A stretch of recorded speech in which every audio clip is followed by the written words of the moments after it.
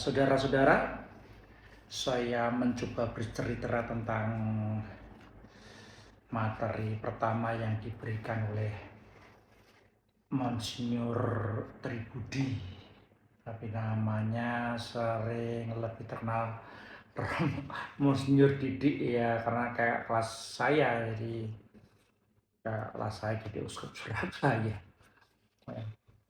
Dia mengawali begini, dulu waktu kuliah Komsos, Komisi Komunikasi Sosial di SPB biasa sana, berarti beliau sama, dosennya sama, yaitu Romo Tondo.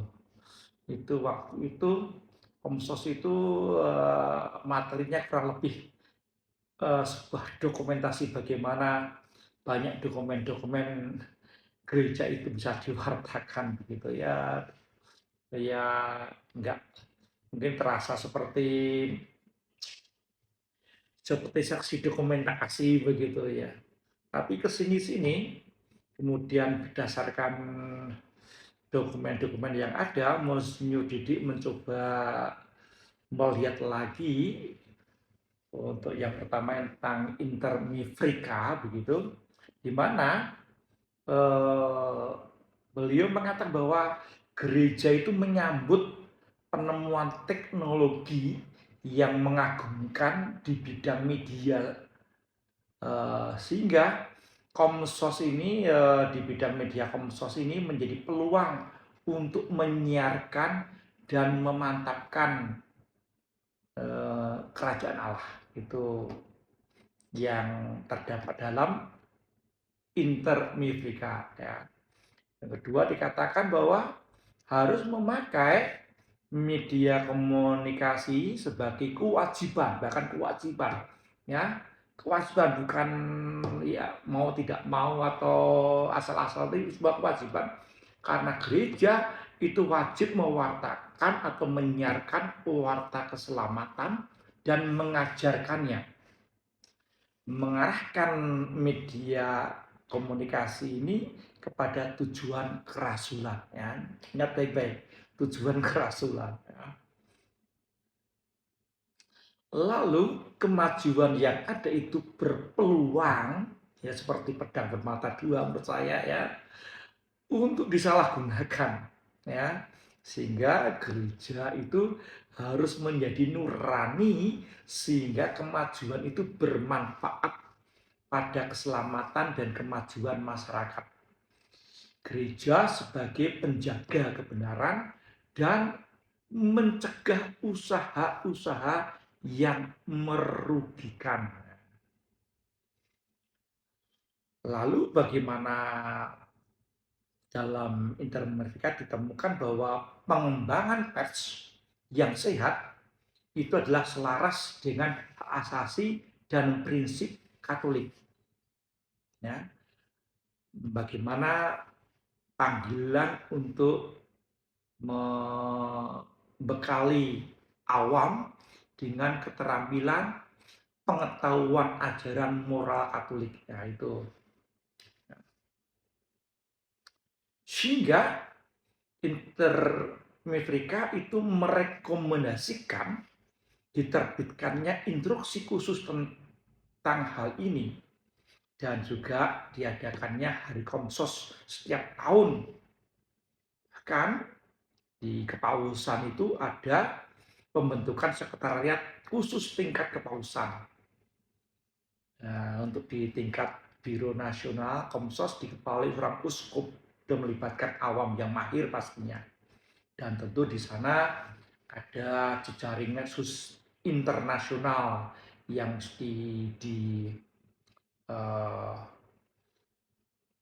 cermati dan ditindaklanjuti. Selain itu, Bapak Uskup juga melihat instruksi pastoral dari Communio et Progressio yang diterbitkan tahun 71, yaitu tentang dasar teologis tentang Komsos, sumbangan Komsos bagi umat manusia, lalu komitmen gereja Katolik itu seperti apa. Ya,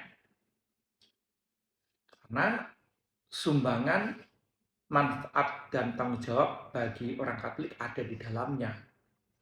Dan juga di dalamnya juga ada sebuah struktur personalia dan organisasi yang juga harus dilihat. Jadi Bapak Uskup mengatakan bahwa lihatlah Allah menjadi manusia inkarnasi. Inkarnasi itu kalau saya plesetkan itu bukan orang yang kena diabetes lalu inkarnasi mengingkari nasi ya, mengingkari karbohidrat ya. Inkarnasi adalah Allah menjadi manusia. Bedakan antara inkarnasi dan reinkarnasi. Inkarnasi adalah Allah menjadi manusia, reinkarnasi adalah kelahiran kembali. Ya, beda lagi ya. Jadi Yesus Allah menjadi manusia adalah inkarnasi. Lalu dalam inkarnasi itu tergambarkan dengan jelas Allah itu kemudian bersabda, menjadi sabda. Dalam sabda itu ada sebuah komunikasi. Dan sabda ada komunikasi ini ya. Tuhan bersabda ya. Kemudian di sana tertemukan dengan jelas dalam Ekaristi. Dalam Ekaristi, imam menjadi alter Kristus, ya saya menambahkan itu saja, di mana dalam privasi Paskah kelima dikatakan kalimat Yesus sebagai imam, altar, dan korban. Nah, disinilah dikatakan bahwa Ekaristi ini menjadi sumber dan puncak karena melihat Yesus sebagai imam, sebagai altar, dan juga korban.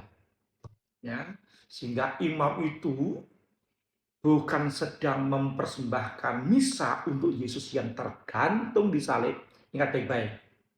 Imam itu sedang merayakan Ekaristi atau memimpin Ekaristi itu bukan merayakan Ekaristi untuk Yesus yang disalib, tapi menghadirkan Yesus sebagai imam, Yesus sebagai altar, Yesus juga sebagai korban. Nah, ini ya. Kalau imam menjadi imam boleh berdoa, boleh lah, tapi menjadi korban, menjadi imam, seorang imam menjadi korban sebagai alter Kristus itu juga perlu dilihat di sini pewartaannya. Bukannya soal memimpin sembahyang, tapi juga menjadi bahunya itu menjadi altar ya, tempat keluh kesah umat ya, bukan pastornya mencari pundak umat untuk berkeluh kesah, tapi sudah pundak imam itu menjadi tempat keluh kesahnya umat gitu ya. Lalu di sana Yesus juga sebagai korban. Pengorbanan itulah untuk karya keselamatan. Itu dan bahkan dikatakan Ekaristi sebagai puncak sabda terkomunikasi. Kemudian di sana kita melihat Ekaristi yang ada dalam gereja. Itu untuk meningkatkan lagi sehingga Ekaristi ini harus bersatu dengan dalam gereja dan sebagai sarana komunikasi, mengajar segalanya, kemudian terjadi sebuah kebebasan moral itu situ ya. Dikatakan Yesus sebagai komunikator yang sempurna. Ya. Allah menjelma manusia, berkomunikasi, dia menjadi komunikator dan dialah yang menjadi pesannya dia sendiri itu namanya. So, inkarnasi ya. Akan bahwa melalui inkarnasinya ia mengambil keserupaan dengan mereka yang akan menerima pesannya yang diungkapkan melalui kata-katanya dan dengan seluruh sikap hidupnya gitu ya. Lalu sabdanya dalam dia berbicara sepenuhnya dengan terlibat dalam kondisi real umatnya. Dia mewartakan kepada semua tanpa kecuali pesan ilahi keselamatan dengan kekuatan dan ketekunan. Dia menyesuaikan dengan cara bicara dan cara berpikir mereka. Ini nggak gampang ini ya. Sabda itu dalam diri Yesus ya. Maka dalam doa itu ketika Bunda Maria menerima kabar gembira, dikatakan sabda telah menjadi manusia dan tinggal di antara kita gitu ya. Katakan barang siapa melihat aku, ia melihat Bapa. Allah kembali membangun relasi dan dapat dikenali oleh manusia dalam bahasa mereka. Sehingga pesan atau sabda yang hidup secara paripurna tercermin karakter dan maksud Bapa dalam diri Yesus ya itu. Sehingga komunikasi itu memang sangat penting. Dikatakan komunikasi Kristus itu adalah sungguh-sungguh roh yang hidup. Roh lah yang memberi hidup. Daging sama sekali tidak berguna. Perkataan-perkataan yang kukatakan kepadamu adalah roh dan hidup. Ya. Ini dalam komunikasi. Lalu dalam sakramen dikatakan Ekaristi merupakan bentuk persatuan paling intim dan sempurna. Kristus mengomunikasikan kepada kita rohnya yang menghidupkan dasar dari komunitas dan kesatuan. Persekutuan antara Allah dan manusia benar-benar diwujudkan pastinya ya. Ini dalam Ekaristi Allah mengkomunikasikan diri. Manusia mendengarkan sabdanya, mengalami kesatuan, mewujudkan komunio dalam gereja ya. Tuhan katakan makanlah tubuhku dan minumlah darahku kesatuan ya komunio ya. Kemudian dalam gereja itu tergambarkan bahwa dalam gereja itu adalah tubuh mistik Kristus. Kristus dan misteri kepenuhannya dari Dia yang dimuliakan. Dia merangkum semua realitas. Maka dalam gereja kita berada dalam perjalanan dengan dikuatkan oleh sabda dan sakramen-sakramen. Ya, ada berapa sakramen yang ada dalam gereja? Ada 7.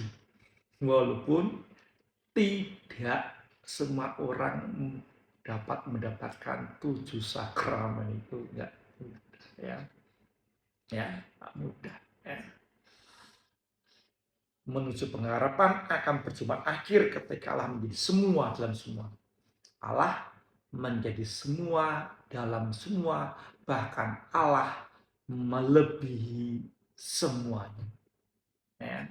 Dengan melebihi semuanya, Dia berada dalam semuanya. Dikatakan gereja adalah tubuh mistik Kristus yang menyejarah hingga akhir zaman.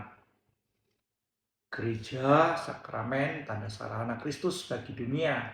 Kita itu gereja mengkomunikasikan Kristus bersejarah bersama perkembangan zaman tentu saja. Lah di sini media komunikasi telah disiapkan oleh penyelenggara Allah ya dalam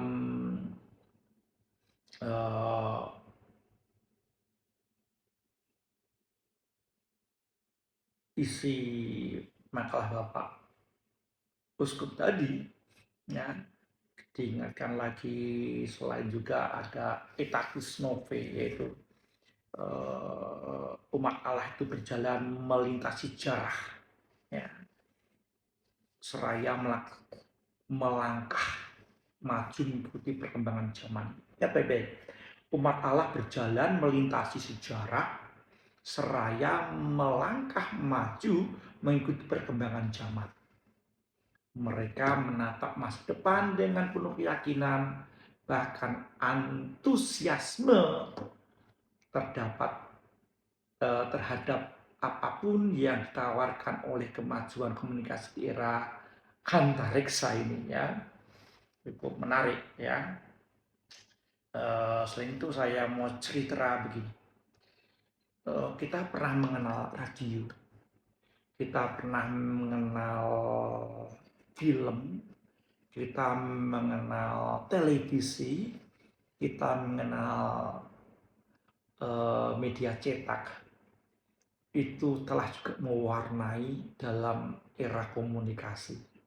Sekarang ini munculnya internet itu mengubah cara pandang, cara pikir semua banyak hal yang sekarang televisi bisa hilang, media cetak bisa hilang, radio bisa ya kalau nggak hilang ya berkurang. Sekarang menjadi internet, dari internet orang bisa melihat apa saja, bertanya apa saja, mencari apa saja.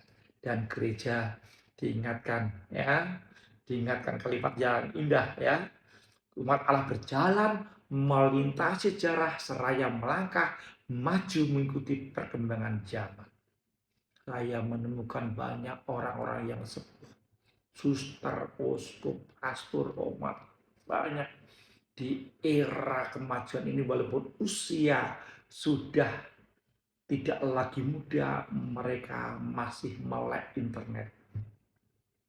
Bisa menggunakan Shopify, bisa menggunakan e-banking, bisa menggunakan banyak hal, bisa menggunakan AI, ya luar biasa ya. Ini juga mesti dipelajari ya.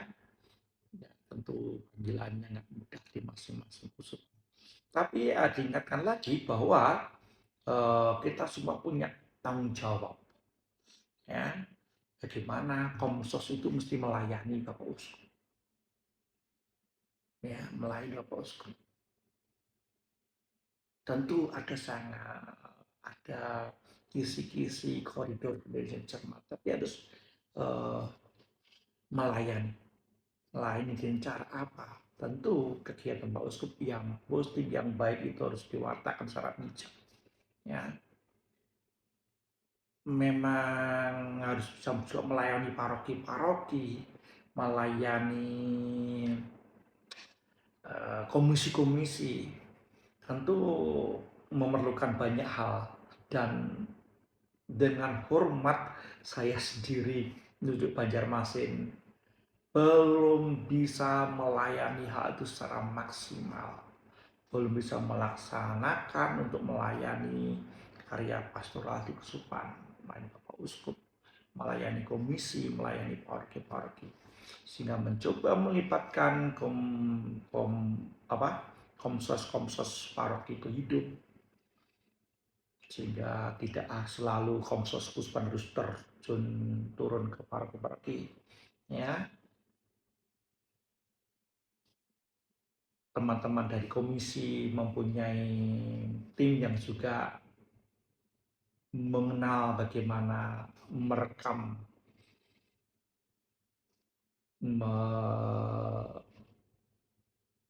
mengatur, mengedit, meredaksi sesuatu yang bisa diwartakan melalui media sosial secara baik dan bijak.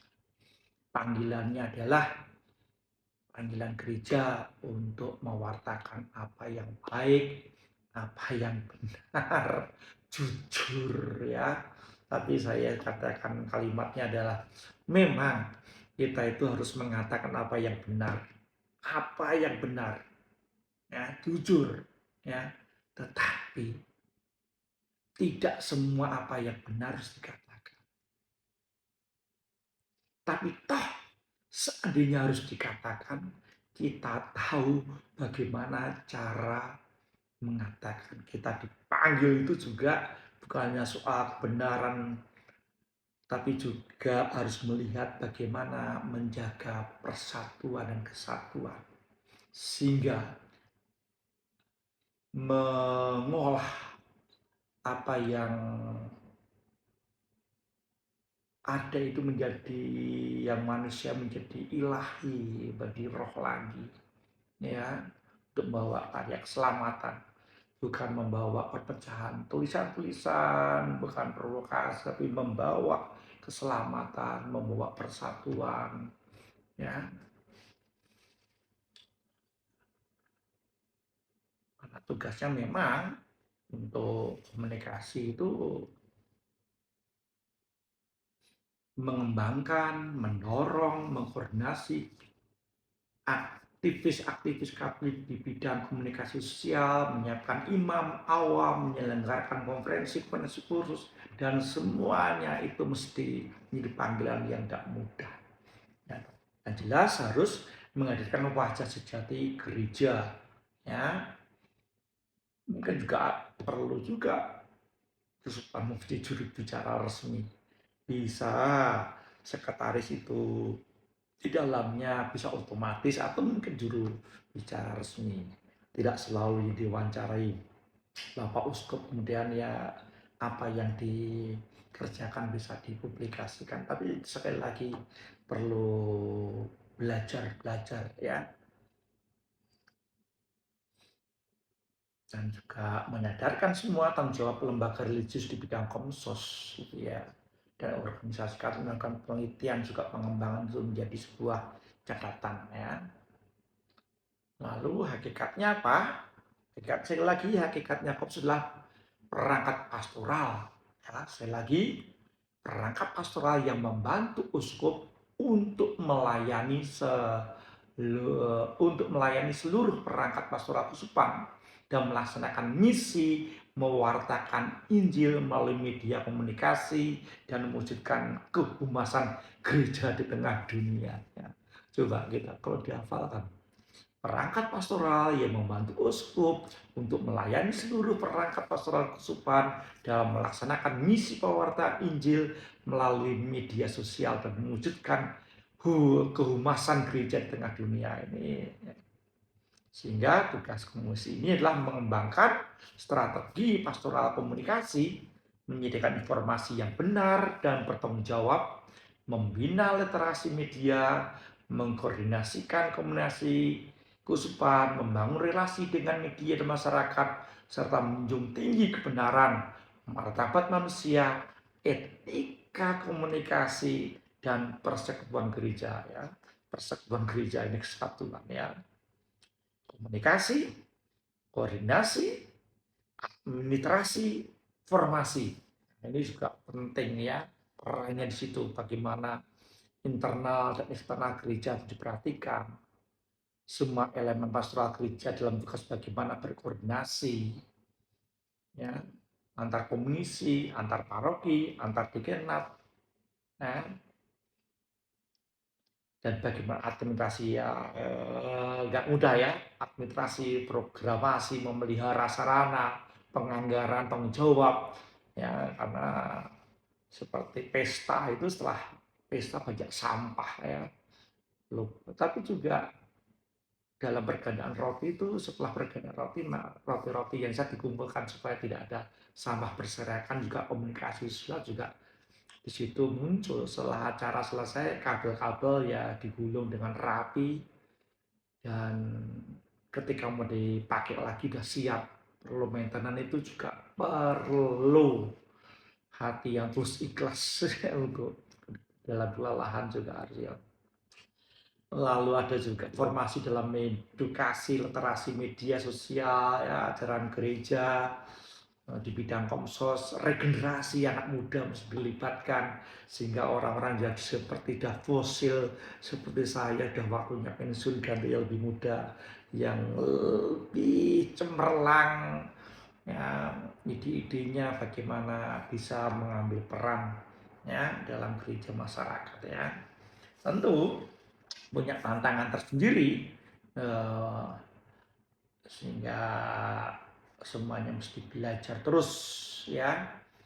Nah, Komsus masih bertemu dengan kuria, Komsus bertemu dengan pastor paroki, koordinasi pastoral, DKP, dengan kelompok-kelompok kategoria, dengan komisi-komisi, bahkan juga harus bertemu dengan pemerintahan, lalu juga mungkin bertemu dengan berkoordinasi dengan organisasi penyelenggara media. Lalu di Banjarmasin ini ada apa saja mungkin di Pos kah atau yang lain, Kalimantan Pos atau yang kan mungkin ya. Dan juga ya, bertemu dengan bidang pendidikan ya. Lalu juga perlu jejaring yang lain juga mesti dilihat di situ.